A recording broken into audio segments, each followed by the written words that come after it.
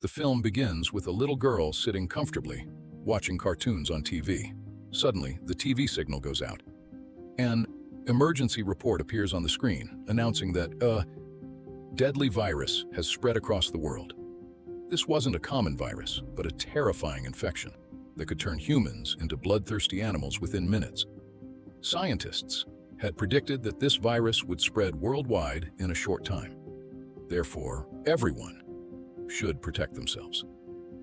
We are shown that the mother of these children is also extremely nervous. She speaks to her husband, a pilot, on the phone. He explains that the situation is out of control. Infected people now, called ferals, are spreading everywhere. These ferals have become zombie-like creatures, but much faster and stronger than zombies. They can also think. These ferals have even taken over many cities and areas. And the area they were in right now was the most dangerous. The pilot, 𝐒𝐢, tells his wife, "You have to leave this society immediately." Before hanging up, the pilot, to cheer up his daughter, Abigail, shows her the bracelet Abigail had made for her father. He promises to always keep it with him and that he'll reach them soon. They rush outside to save themselves. But the scene outside is terrifying. Sirens are blaring, people are screaming, and ferals are swarming all around. They run towards their car. But just then, a feral attacks their mother. In the blink of an eye, Abigail's mother transforms into a feral before her eyes. Abigail panics and hides under the car. From underneath, she sees that the same feral that attacked her mother had also attacked and infected her brother. Seeing this, Abigail felt deeply saddened, but she remained silent, knowing that if she made any noise, the feral would attack her too. Hidden under the car, the feral doesn't see Abigail and moves on. Abigail thinks she's saved. But then, her own mother, now a feral, 𝐒𝐢, spots Abigail and charges towards her to kill her. A gunshot is heard. Abigail sees her mother fall down because a man shot her and saved Abigail. This man is Cassius, who lovingly pulls Abigail out from under the car, cradling her in his arms and comforting her. At this moment, he notices Abigail's gaze fixed on a small child. He realizes that this is Abigail's brother, who is now becoming a feral. Cassius tells Abigail to cover her ears and then shoots her brother in the head, killing him forever. Just a few minutes had passed, and Abigail's world had changed. Her entire family had been wiped out. And from that day on, Cassius became her family. He became her teacher and protector. The movie then flashes forward 10 years. The world has completely changed, and there's nothing but silence everywhere. Most humans have either died or become ferals. Cassius and Abigail are surviving in the woods as the cities are overrun with ferals. Abigail is no longer the scared child she once was. She has become a warrior, as Cassius has rigorously trained her to fight, hunt, and survive. This time, we see them practicing in the woods, and they spot a survivor trying to escape the ferals. Cassius tells Abigail there's a test for her. He gives her his sniper and tells her to save this man and kill all the other ferals. Abigail sits down and, before aiming, Cassius tells her to relax. Take a deep breath, aim at your target, and then pull the trigger. Abigail does all of this, but in her haste to prove herself, she sees the target but doesn't notice the human surrounding it. When Abigail fires, the bullet hits the survivor instead of the feral. This was a huge mistake, especially in this world, where humans are so few and far between. Abigail had killed a human. Cassius scolds her profusely and goes there himself, killing the zombies. He knew that this dead man would only come back to life as a feral, so before he can come back to life, he cuts off his head. Afterward, he begins taking out his belongings from his car and even puts on his shoes because Cassius's own shoes were too worn out. They were about to leave, but suddenly, vehicles surround them. These vehicles contained many human survivors, armed with weapons. They saw Cassius in their dead friend's shoes. They assumed Cassius was a robber and had killed their friend to rob him. The man was also shot, so it was clear that one of them, not a zombie, had killed him. Enraged, they all pointed their weapons at Cassius. Just then, a pregnant woman named Megan emerged from the vehicle to stop the situation. She pleaded with everyone, "Please stop it. Like us, they are among the few human survivors left in this world. Please leave them be." Before they could make a decision, another serious disaster struck. The noise they made attracted many ferals.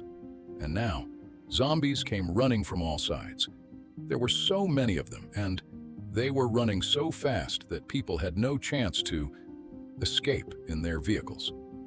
They already had weapons, so they used them as cover and decided to fight for their survival with these weapons. A fierce battle ensued. The group of survivors began to lose. Despite their numerous weapons, their ammunition was running out. But the monsters were not stopping. Now, numerous monsters attacked the group of survivors, biting them and turning them into monsters. The only humans who survived were Cassius, Abigail, Megan, and her husband, David. While all these ferals were busy biting and infecting the survivors, they were still alive. Taking advantage of this moment, Megan, David, Abigail, and Cassius all escape in a car. The newly transformed feral group reveals that their leader, also a feral, is furious with everything that's happened to him and his group. He's determined to take revenge on Cassius, the man who started it all. So he begins chasing the car they fled in, following Cassius's scent. But Cassius has driven off for quite some distance. He asks them, "Where do you want to go?" They tell him, "We want to go to the colony, also known as Boat Town. It's an underwater colony made up of large ships, where all the remaining human survivors live. There are doctors and all kinds of facilities here." Hearing all this, Abigail's eyes light up as she had long dreamed of living with humans. At first, Cassius was incredulous that such a human community even existed. He said, "I've been wandering around for years, and I've never seen such a community or society." Megan told him that they had come into contact with members of that community many times. Hearing this, Cassius agreed, but he wasn't ready to go there himself, believing that living among so many people meant more danger.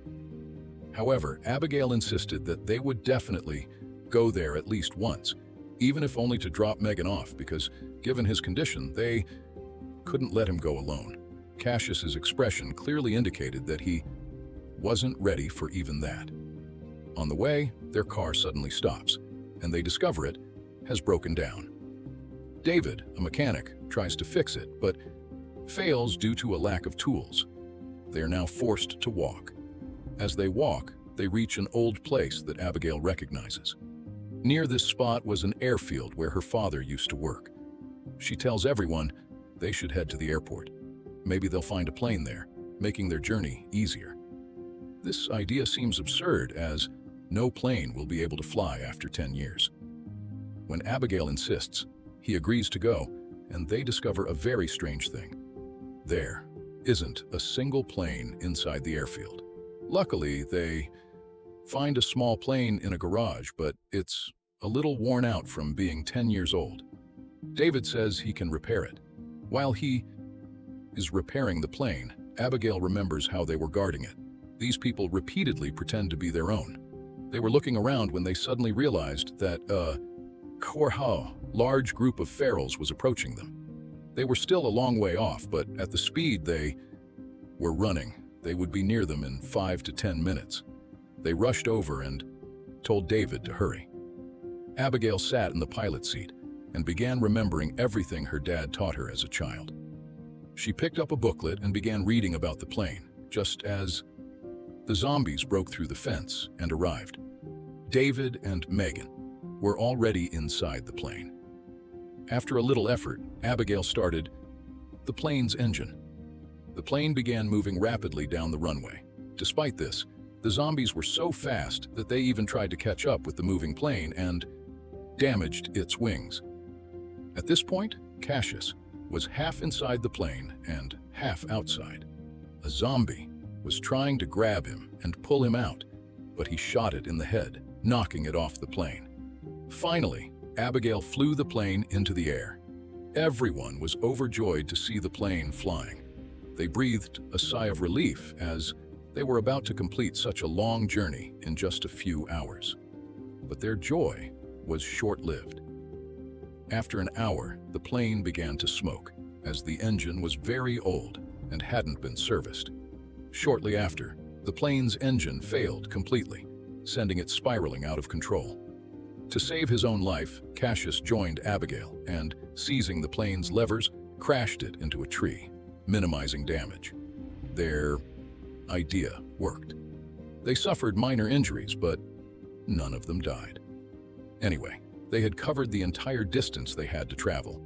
They now had to cover the remaining distance on foot, which would take about 2 days. They decided to spend the night inside the dilapidated buildings, as there were no zombies around. However, Cassius had set traps all around. Upon entering, Megan came and thanked him, saying, "If it weren't for you, we would be dead by now." Hearing this, Cassius, who had always been a very tough man, began to melt a little. Seeing Megan, he remembered his past, and he told her, "I killed my wife first. That too out of compulsion, because she was infected, and I had no other way to save myself." From that day on, he swore he wouldn't fight for anyone. He would only work for his own survival. But then he found Abigail and changed his mind. He made Abigail his companion and raised her like his own daughter. He explains that it's no longer his mission to save anyone except Abigail. "But I take responsibility for you and David and promise to get you to your destination." The next day, they begin their journey. And while walking along, they come across a strange sight. A beautiful, clean farmhouse with many trees growing there and even electricity. They are astonished and try to head towards the farmhouse. But then a voice comes from a speaker, telling them to put down their weapons. They obey, leave their weapons behind, and go inside. It turns out the owner of the place was a scientist. He is overjoyed to meet all the survivors and prepares a delicious meal for them. They all cry while eating because they were eating such a good meal after 10 years. After dinner, they sit down and talk, and in a very strange way, the scientist says that this virus isn't a bad thing, but rather a manifestation of human evolution. He believes that the virus has killed all the weak humans and transformed the strong into ferals, and that these new ferals should take over the world, and the remaining immature humans should die. As he speaks, everyone begins to feel dizzy because he had laced everyone's drinks with a sedative. This is how we learn that the scientists' intentions in inviting them inside were not good. When they open their eyes, they are bound. Here, the scientist reveals his true identity, saying, "I'm here only to fight zombies." He was conducting experiments. He had also imprisoned his zombie wife here. He had also created a device that allowed him to control not only his wife, but all the zombies. He explains, "I want all humans to die and turn into ferals, or zombies, so that I can control them and rule the entire world." He now frees his zombie wife, and controlling her with his device, sends her towards these people to attack them. Everyone panics. As she approaches Cassius, Cassius kicks her hard, pushing her away. Meanwhile, David uses his strength and breaks his ropes. Here, we learn a twist. David was gradually becoming infected. He even considered killing himself a few times. But then he decided to first take his wife to a safe place in town and then take his own life. He had also decided that if he were infected during the journey, he would kill himself. No one knew this truth about him yet. But with the strength the zombie virus had given him, he now begins to fight this new zombie. They finally kill the zombie, and the scientist flees in fear. these people seize the opportunity, gather their weapons and supplies, and leave in the scientist's truck. Despite their escape, the scientist refuses to give up. He is determined to kill them at all costs. Therefore, using his device, he sends a large number of zombies after their vehicle. Meanwhile, these people also find the road ahead blocked, but they have no other option but to get out of the vehicle and start running. The zombies have also come in large numbers from behind. David now realized he was about to become completely infected, as the veins in his stomach had become clogged and his condition was worsening. He met his wife there and said his last goodbye. Megan, who didn't want to leave him, told him, "I'm doing this for our baby." With that, he sent her away with Cassius and began fighting the remaining zombies. The zombies couldn't chase the 3 survivors, and they reached the riverbank. Fortunately, the town where Megan was supposed to arrive was built underwater. Abigail immediately went to request help, and upon seeing them, the men provided cover and attacked the monsters, pursuing them from a distance. A boat was then sent to take them inside the colony, and they finally escaped the zombies. It turns out that these zombies, these ferals, couldn't come underwater. We're shown a scene from the colony. As I mentioned earlier, the colony was built by joining large ships, and everyone was amazed by this. Abigail was overjoyed to be meeting another human being after years. She was having a great time here. Megan, whose condition had worsened at this time, also received medical care here. It turns out she had given birth to a daughter. Sadly, it's also revealed that Megan won't survive much longer because she's suffering from severe blood loss, and no one here can give her blood. That very night, a party is held to celebrate the arrival of the new arrivals, and Abigail, who had been away from all this for a long time, enjoys it immensely. But Cassius now warns her that they must leave. However, as Abigail refuses to leave, leading to an argument between the two. While wandering, Abigail reaches a secret room where numerous explosives were planted and a large remote was hanging from it. Before she could touch it, a boy came and stopped her and told her that this was their plan. "If this colony ever gets attacked by the ferals," he said, "we will all escape through the tunnel below and blow up the colony with bombs to kill all the zombies who came here." The boy was simply giving Abigail all this information. He didn't know that it would be needed right now, because the mad scientist had already brought a lot of zombies here using his device. He had also joined forces with Alpha Feral, the same Feral who was the leader of the first survivor group we met. He wanted to avenge his group on Cassius. Once he controlled Alpha, all the Ferals obeyed him. When Alpha Feral fearlessly jumped underwater, the other zombies also overcame their fear of water and, jumping underwater, swam to his community. Loud alarms blared through the community. Sensing the presence of the ferals, all the humans began running towards the secret door. A commotion erupted in the colony, and some ferals even attacked the humans. In the chaos, Cassius first searched for Abigail and found her. However, they realized they were far from the escape tunnel. During this battle, Cassius encountered the scientist. He felt he had become a new god simply by creating this device. Cassius was so enraged by the scientist's actions that he attacked him, repeatedly hitting him with his device against the wall, shattering it. The signals are gone, and the zombies are now attacking them. Cassius, however, escapes for his life. As he progresses, Cassius discovers that Megan is dead, but she had a daughter who was still alive. Before dying, Megan entrusts Cassius with the responsibility. "Just as you raised and trained Abigail, you must train my daughter in the same way." It's then shown that all the survivors have escaped the tunnel and reached a safe place. The remote control is now in the hands of the boy who had become Abigail's friend. He notices that Abigail and her uncle haven't yet left the tunnel, so he waits and holds off on destroying the colony until Abigail arrives. Abigail, who was fighting off all the zombies, is unable to defend herself when an alpha zombie appears, as she sees a bracelet on the alpha zombie's hand.